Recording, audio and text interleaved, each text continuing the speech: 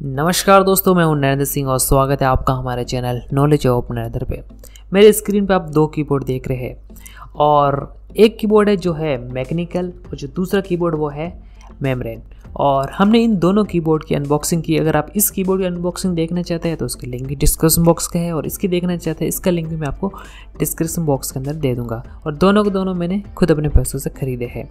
तो चलिए दोस्तों, इसको मैंने एक दिन यूज़ किया है। अगर आप इसकी अनबॉक्सिंग वीडियो देखना चाहते हैं तो देख लीजिए। और मैंने इसको एक दिन यूज़ किया है और ऐसे कीबोर्ड को मैं कई सालों से यूज़ कर रहा हूँ। वैसे दोस्तों, इसको मैंने शायद 2018 के अंदर खरीदा था। तो दोस्तों, एक चीप कीबोर्ड और एक थोड़ा सा एक्सपेंसिव, क्योंकि मैकेनिकल कीबोर्ड है ये बहुत महंगे तक आते हैं, 10-10 हज़ार तक भी आपको मिल जाएंगे।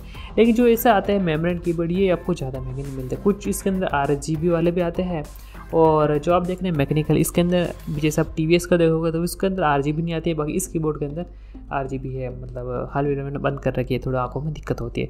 तो दोस्तों, मेरे इन दोनों कीबोर्ड में क्या एक्सपीरियंस है वो मैं आपको बताने वाला हूँ। तो सबसे पहले बात करें दोस्तों इस कीबोर्ड के बटन दबाने के बारे में। जैसे कि मैं कीबोर्ड थोड़ा ओपन कर लेता हूँ।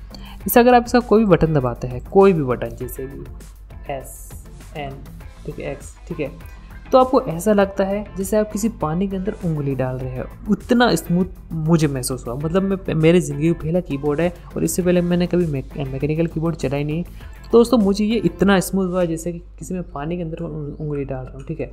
और दोस्तों, जो ये आप देख रहे हैं ना मेम्ब्रेन कीबोर्ड, इसके अंदर बटन ऐसे लगते हैं मतलब जैसे कि कोई पानी है, उसके अंदर बर्फ़ की थोड़ी सी पतली सी परत आ रखी है और परत दबाते समय थोड़ा प्रेशर लगाना पड़ता है, लेकिन बाद में उंगली चली जाती ना। तो इसके बटन दोस्तों मुझे वैसे प्रतीत होता है। यानी कि कोई बटन दब जाता है और ऐसा लगता है कि मतलब थोड़ा मुश्किल के साथ दबता है और फिर दबता है, तो पूरा दबाना पड़ता है, ठीक है। तो ये आपको पहला दबाते मुझे ये अंतर इसके बीच में लगा। और दूसरा अंतर दोस्तों, आप यकीन नहीं करोगे, की मिसिंग यानी कि अगर इसका फटाफट टाइपिंग करते हो ना तो आपकी की मिसिंग होने के चांस बहुत अधिक है। लेकिन अगर आप इस कीबोर्ड के अंदर टाइपिंग करते इसमें थोड़ा भी प्रेस होता ना, देख थोड़ा सा भी, मतलब मात्र थोड़ा सा भी, तो देखिए लाइट दिखाई दे रही, मतलब थोड़ा सा दबाते भी दब जाता है। तो आपको की मिसिंग की समस्या नहीं आती और इससे मेरा दिल काफ़ी खुश हुआ है, क्योंकि यार मैं लंबी स्क्रिप्ट लिखता हूँ और इससे मुझे की मिसिंग की दिक्कत हो जाती है। और तीसरा नंबर पर दोस्तों, इन दोनों कीबोर्ड को मुझे एक अंतर लगा कि इस कीबोर्ड के अंदर वजन है यार। मतलब आप इसको एक हाथ से नहीं उठा सकते। ये हल्का कीबोर्ड है, देखो एक हाथ से उठा सकते हैं। तो इसको दोस्तों आपने जैसे इधर उधर सरकाने मन नहीं करता कि मैं इधर सरकाऊँ या उधर सरकाऊँ, तो ये आप देख रहे हैं ना, ये माउस व्हील इसी को सरका देता हूँ तो वजन है और ऐसा लगता है कि कुछ भारी चीज़ रखी है। अभी मैं माउस भी अपग्रेड करने वाला हूँ। जैसे हाल फिलहाल में ये माउस यूज़ कर रहा हूँ, पहले मैं ये कीबोर्ड ये माउस यूज़ करता था, तो मैं माउस भी अभी अपग्रेड करूँगा महीने पर। तो एक ये थोड़ा भारी लगता है, ऐसा लगता है कुछ भारी चीज़ पड़ी सामने है। और ये मतलब आप इसे गोदी में उठा कर रख लो, मतलब कभी कभी पैर दुख जाता है, इसको हटाकर सीधा गोदी में रख कर टाइप करो। तो ये मुझे लगा।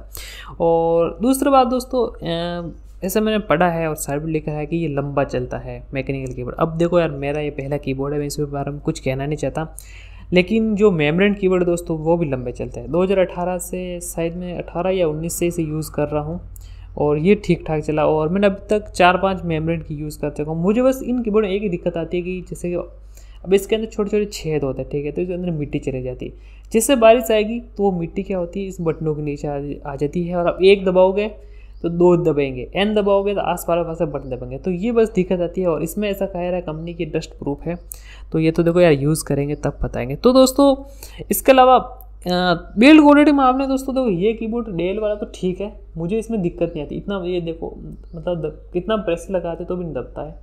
इसकी बिल्ड क्वालिटी तो ठीक है, लेकिन जो इससे भी सस्ते आते हैं, 600 रुपये का, इससे भी सस्ते वाले आते हैं ना, 200 रुपये वाले, 300 रुपये वाले, उनकी बिल्ड क्वालिटी बहुत ख़राब आती है, ठीक है। और आप जो ये देख रहे हैं दोस्तों, इसके बटन देखिए कितने छोटे। ये कहने को तो ये बोलते हैं चिकलेट कीबोर्ड है, लेकिन मुझे इसके अंदर टाइपिंग का मज़ा नहीं आया। इससे पहले मेरा जो कीबोर्ड था जेब्रोनी का, उसका बटन इसके जो ये देख रहे हैं ना, ये आप इसके जैसे ही थे, इतने मोटे नहीं थे, इससे थोड़े छोटे थे, लेकिन उसमें टाइपिंग मज़ा आता था। तो इस कीबोर्ड के अंदर न आप टाइपिंग कर सकते हो न गेमिंग कर सकते हो। और इसके बीच ये आप देख रहे हैं बटनों के बीच में स्पेस खूब दे रखा है। आपको दिखने में ये जरूर अच्छा लगता है, लेकिन आपको टाइपिंग में ये थोड़ी दिक्कत करता है। और इसमें मैंने हाल फिलहाल दोस्तों एक दिन चलाया और टाइपिंग नहीं की, लेकिन जब आप कंट्रोल से कोई बटन दबाते हैं ना, तो एक बड़ी अच्छी सी फीलिंग आती है। और आपको मतलब आप वीडियो में इतना पता नहीं चलता, लेकिन आप जब खुद लेकर फर्स्ट बार टाइपिंग करते हैं ना, जब आपको मज़ा आता है कि यार मैकेनिकल कीबोर्ड में एक अलग प्रकार का एक्सपीरियंस आता है, क्योंकि इसके अंदर स्प्रिंग्स होती है बटन के अंदर, और इसके अंदर आपको भी खोल के देखना, एक सफ़ेद सफ़ेद रबड़ होती है और एक प्लेट होती है, तो सब की को एक साथ ही जोड़ देते हैं। इसमें हर की के लिए स्प्रिंग लगाया जाता है। और दोस्तों एक और बहुत अच्छी चीज़ है इस मैकेनिकल कीबोर्ड में, इसका जो साउंड है ना, बटन का साउंड, वो साउंड इतना अच्छा लगता है सुनने में, वो पूछो मत। और जो मेमोरेंट कीबोर्ड है ये भी साउंड करते हैं, लेकिन ये आपकी इच्छा अनुसार, अगर आप धीरे दबाओगे तो नहीं करेंगे, जोर से दबाओगे तो मेमोरेंट कीबोर्ड साउंड करेंगे। लेकिन जो मैकेनिकल कीबोर्ड है, अगर आप इसके अंदर एक जैसा साउंड आता है और बहुत स्मूथ आता है, और हर जैसे अगर आप ब्लू का लेगा तो उसमें ज़्यादा हो जाता है और रेड का लेगा उसमें कम आता है, लेकिन इसका साउंड भी बहुत अच्छा लगता है सुनने के अंदर।